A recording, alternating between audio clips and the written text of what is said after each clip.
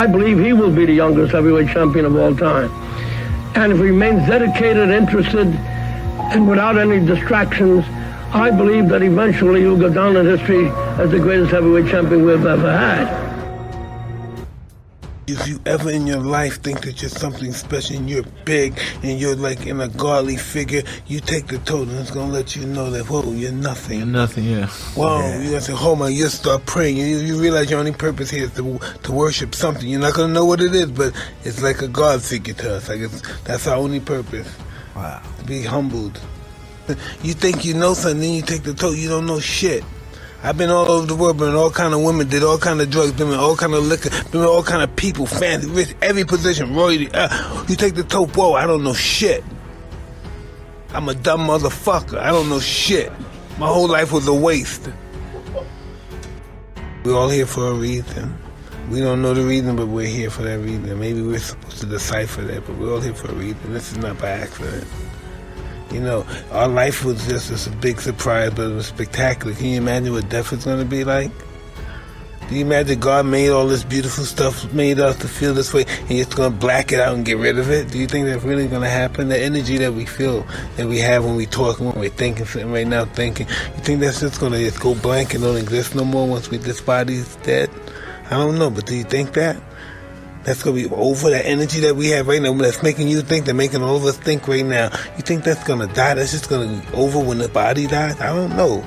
I just can't imagine that. I know it's a possibility that there's something greater than myself. It has to be, because I realize that I'm not nothing.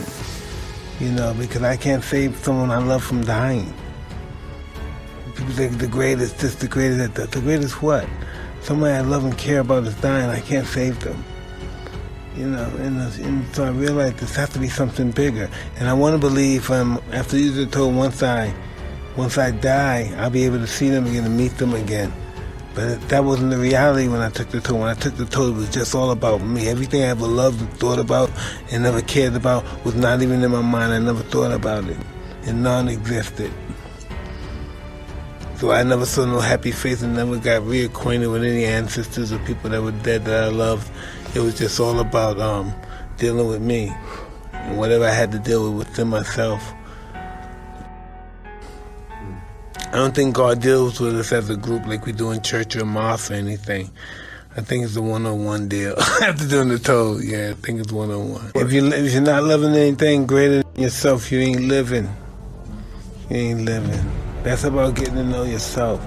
And if you live whatever length of life you live and don't get to know yourself, it was a wasted life. But we're here for a reason. We don't know why we're here. You just ask yourself, what's your purpose? You don't even fucking know. So we're here for a reason. We're all fucking here. This is our purpose, to be at some purpose, to educate one another, to teach us this, to teach us that. And we're just here. We think we're fucking pretty much steering our own life and putting ourselves in that position, but we're not.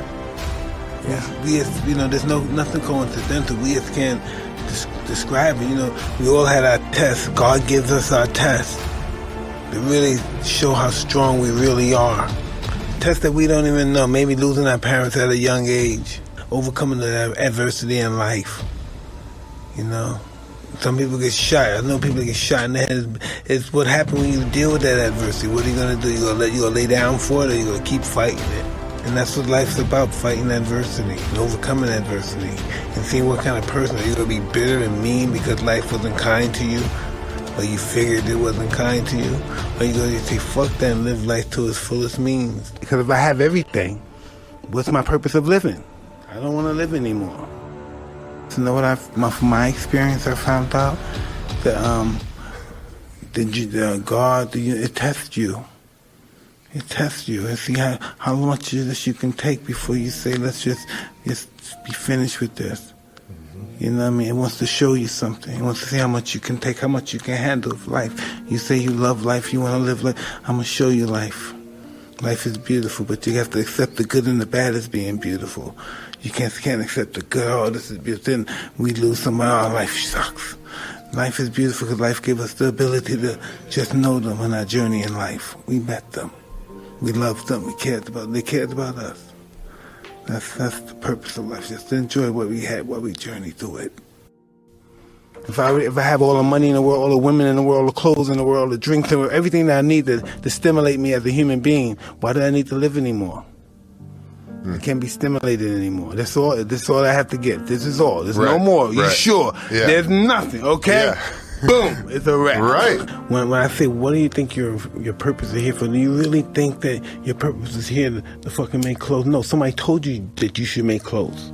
Somebody told me I should box. I never fucking I wanted to fight motherfuckers and rob them and shit and show people I was tough in the neighborhood not to fuck with me. But to box, to be professional, to be disciplined, to be focused on something, and the whole world is empty and only this matters. Right. Never in a million years. I couldn't imagine that. Right. You know, but when you get older and you get more focused and you become more mature and you want to gather things in life, you want people to like you, you want people to look up to you, you want to be respected, you want to be liked, you become a different person for that. That's my goal in life, to be accepted by great people, the people that want to accept me and people that I want to be accepted with, that, you know, it can help me in life and make me feel good about myself. Our consciousness is not, why are we here? Why am I so talented even when I'm a dick? When I should fail, why am I still succeeding? Maybe it's for another purpose bigger than myself. I don't know. I'm not saying I'm somebody special, but why does that happen? When everybody else does it, they fail. There's no you just can't succeed, and I do it and I succeed.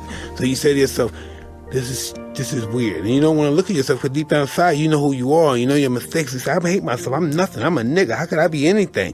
But still, great things are happening for you, so you get discouraged and you want to destroy it, because, you know, I don't want to be this guy no more. People are saying they love me, I don't want nobody to love me. I'm like, well, I'm clean now.